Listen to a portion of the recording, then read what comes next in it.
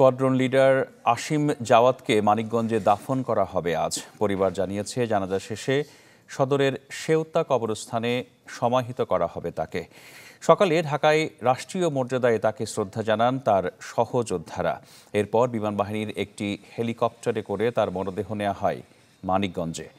গতকাল চট্টগ্রামে বিমান বাহিনীর প্রশিক্ষণ যুদ্ধ বিমান বিধ্বস্ত হয়ে মৃত্যু হয় copilot squadron leader Asim জাওয়াদের। দুর্ঘটনার প্রায় 11 ঘন্টা পর কর্ণফুলী নদী থেকে উদ্ধার করা হয় বিধ্বস্ত যুদ্ধ বিমানটি। পরে তা বিমান বাহিনীর কাছে হস্তান্তর করে নৌবাহিনী। বিমান বাহিনী জানিয়েছে, ঘটনা তদন্তে একটি উচ্চ পর্যায়ের কমিটি গঠন করা হয়েছে। তো শুধু আমার খালাতো ভাই সেটা না, ও বাংলাদেশ, মানিকগঞ্জ তথা সারা বাংলাদেশের একজন দক্ষ বৈমানিক অফিসার ছিলেন। এত বড় একজন সে অফিসার, সে তার এই ধরনের কোনো তার ছিল না, মানে সবার সাথে মিশতো, ভালোভাবে চলতো, কারোর সাথে কোনো রাগ করতো না। কিভাবে এই দুর্ঘটনাটা হয়েছে আমরা জানতে চাই, আমরা জাতীয় জানতে চাই যে কি এইভাবে এই ঘটনাটা ঘটলো, তার একটা সঠিক তদন্ত করে সবার মাঝে প্রকাশ করা হোক। এ বিষয়ে আরও জানাতে মানিকগঞ্জ থেকে সরাসরি যোগ দিচ্ছেন আমাদের সহকর্মী মোহাম্মদ ইউসুফ আলী। ইউসুফ, আমরা দেখতেই পাচ্ছি পেছনে এই বিমান বাহিনীর অফিসারকে বিদায় জানানোর আয়োজন, অর্থাৎ জানাজার আয়োজন চলছে। নিশ্চয়ই খুব শোকাবহ পরিবেশ। আমাদেরকে কি বিস্তারিত জানাতে পারেন?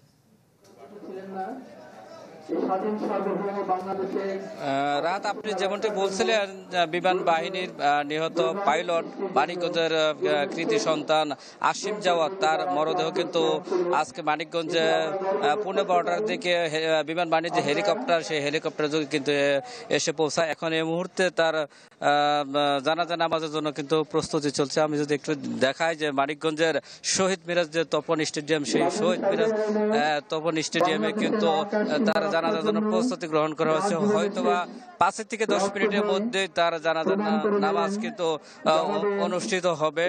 এই শহীদ মিরাজ তপন স্টেডিয়ামে এখানে জানাজার প্রস্তুতির জন্য এখানে বিমান বাহিনীর 50 সদস্যের একটি টিম, তারা কিন্তু এখানে মানিকগঞ্জে এসেছে। এছাড়া মানিকগঞ্জ জেলা প্রশাসন, পুলিশ প্রশাসন সহ সরকারি দপ্তর, অন্যান্য দাপ্তরিক কর্মকর্তাগণ আছে, তারা কিন্তু এই মাঠে এসে পৌঁছেছে। এছাড়া যে নিহতের যে পরিবারের সদস্যরা আছে, তারা কিন্তু এখানে রয়েছে। আর মানিকগঞ্জ কোর্ট মসজিদের পেশ ইমাম হাফেজ মাওলানা রফিকুল ইসলাম, তিনি কিন্তু এই জানাজা নামাজ ইমামতি করবে। এই জানাজার নামাজ শেষে তারপরে তাকে কিন্তু রাষ্ট্রীয় ফুলের শ্রদ্ধায় কিন্তু তাকে জানানো হবে। তারপরে মানিকগঞ্জ শহরে যে সেওতা কবরস্থান রয়েছে, সেখানে কিন্তু তাকে চিরনিদ্রায় শায়িত করা হবে।